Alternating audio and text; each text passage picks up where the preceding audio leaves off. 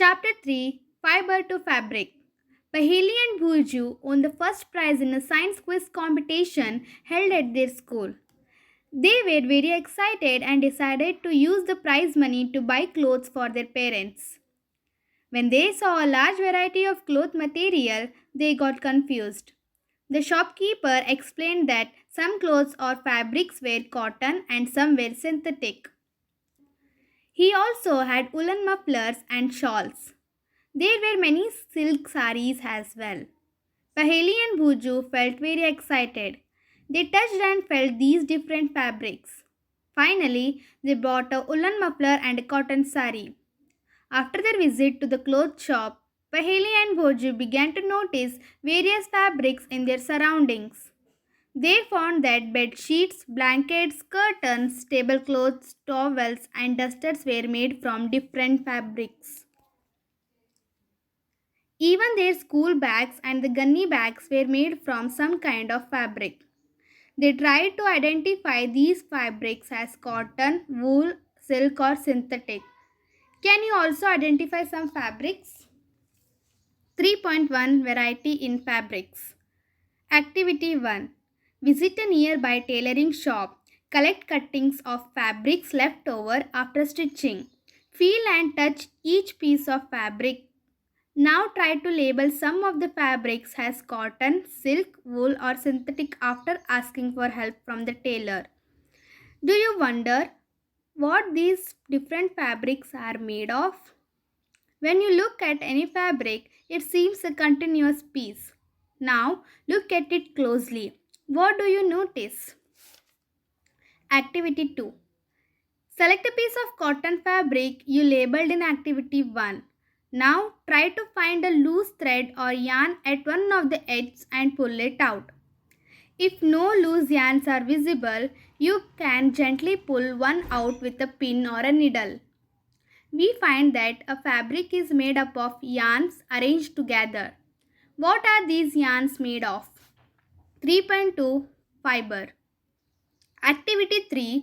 Take out a yarn from a piece of cotton fabric. Place this piece of yarn on the table. Now press one end of the yarn with your thumb. Scratch the other end of the yarn along its length with your nail as shown in figure 3.4. Do you find that at this end the yarn splits up into thin strands? You might have observed something similar when you try to thread a needle. Many a time the end of the thread is separated into a few thin strands. This makes it difficult to pass the thread through the eye of the needle. The thin strands of thread that we see are made up of still thinner strands called fibers. Fabrics are made up of yarns and yarns are further made up of fibers. Where do these fibers come from? The fibers of some fabrics such as cotton, jute, silk and wool are obtained from plants and animals. These are called natural fibers. Cotton and jute are examples of fibers obtained from plants. Wool and silk fibers are obtained from animals. Wool is obtained from the fleece of sheep or goat. It is also obtained from the hair of rabbits, yak and camels. Silk fiber is drawn from the cocoon of silkworm. For thousands of years, natural fibers were the only ones available for making fabrics. In the last 100 years or so, fibers are also made from chemical substances, which are not obtained from plant or animal sources. These are called synthetic fibers. Some examples of synthetic fibers are polyester, nylon, and acrylic. 3.3 Some plant fibers. Cotton. Have you ever made wicks for oil lamps? What do you use for making these wicks? This cotton wool is also used for filling mattresses, quilts, or pillows. Take some cotton wool. Pull it apart and look at its edge. What do you observe? The small, thin strands that you see are made up of cotton fibers. Where does this cotton wool come from? It is grown in the fields. Cotton plants are usually grown at places having black soil and warm climate. Can you name some states of our country where cotton is grown? The fruits of the cotton plant are about the size of a lemon. After maturing, the balls burst open and the seeds covered with cotton fibers can be seen. Have you ever seen a cotton field that is ready for picking? It looks like a field covered with snow. From these balls, cotton is usually picked by hand. Fibers are then separated from the seeds by combing. This process is called ginning of cotton. Ginning was traditionally done by hand. These days, machines are also used for ginning. Jute. Jute fiber is obtained from the stem of the jute plant. It is cultivated during the rainy season. In India, jute is mainly grown in West Bengal, Bihar, and Assam. The jute plant is normally harvested when it is at flowering stage. The stems of the harvested plant are immersed in water for a few days. The stems not rot and fibers are separated by hand. To make fabrics, all these fibers are first converted into yarns. How is it done? 3.4 Spinning cotton yarn. You can try making cotton yarn yourself. Activity 4. Hold some cotton wool in one hand. Pinch some cotton between the thumb and forefinger of the other hand. Now gently start pulling out the cotton while continuously twisting the fibers. Are you able to make a yarn? The process of making yarn from fiber is called spinning. In this process, fibers from a mass of cotton wool are drawn out and twisted. This brings the fibers together to form a yarn. A simple device used for spinning is a hand spindle, also called takli. Another hand operated device used for spinning is charaka. Use of charaka was popularized by Mahatma Gandhi as part of the independence movement. He encouraged people to wear clothes made up of homespun yarn termed as khadi and shun imported cloth made in the mills of Britain. To popularize and promote khadi, the Government of India constituted a body called Khadi and Village Industries Commission in 1956. Spinning of yarn on a large scale is done with the help of spinning machines. After spinning, yarns are used for making fabrics. 3.5 Yarn to fabric. There are many ways by which fabrics are made from yarn. The two main processes are weaving and knitting.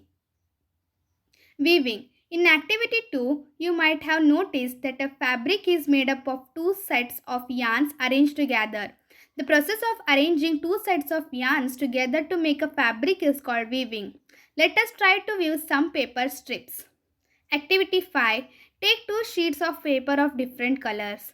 Cut square pieces of length and width equal to 30 cm from each sheet. Now fold both the sheets into half. On one sheet, draw lines as shown in the figure 3.12a and on the other as shown in figure 3.12b. Cut both the sheets along the dotted lines and then unfold. Weave the strips one by one through the cuts in the sheet of paper as shown in figure 3.12c. Figure 3.12d shows the pattern after weaving all the strips. In a similar manner, two sets of yarn are woven to make a fabric. The yarns are much thinner than our paper strips. Of course, weaving of fabric is done on looms. The looms are either hand operated or power operated. Knitting. Have you noticed how sweaters are knitted? In knitting, a single yarn is used to make a piece of fabric. Have you ever pulled the yarn from a torn pair of socks? What happens? A single yarn gets pulled out continuously as the fabric gets unraveled. Socks and many other clothing items are made of knitted fabrics. Knitting is done by hand and also on machines. Weaving and knitting are used for making different kinds of fabric. These fabrics are used for a variety of clothing items. 3.6 History of clothing material. Have you ever wondered what materials people used in ancient times for clothes?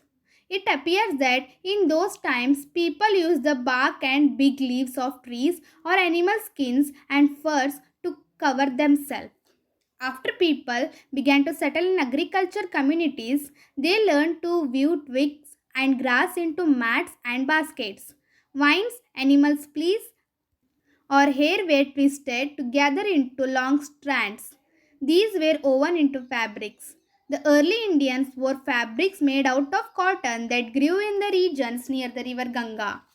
Flax is also a plant that gives natural fibers in ancient Egypt. Cotton as well as flax were cultivated near the river Nile and were used for making fabrics. In those days, stitching was not known. People simply wrapped the fabrics around different parts of their body. Many different ways of wrapping fabrics were used. With the invention of the sewing needle, people started stitching fabrics to make clothes. Stitched clothes have gone through many variations since this invention.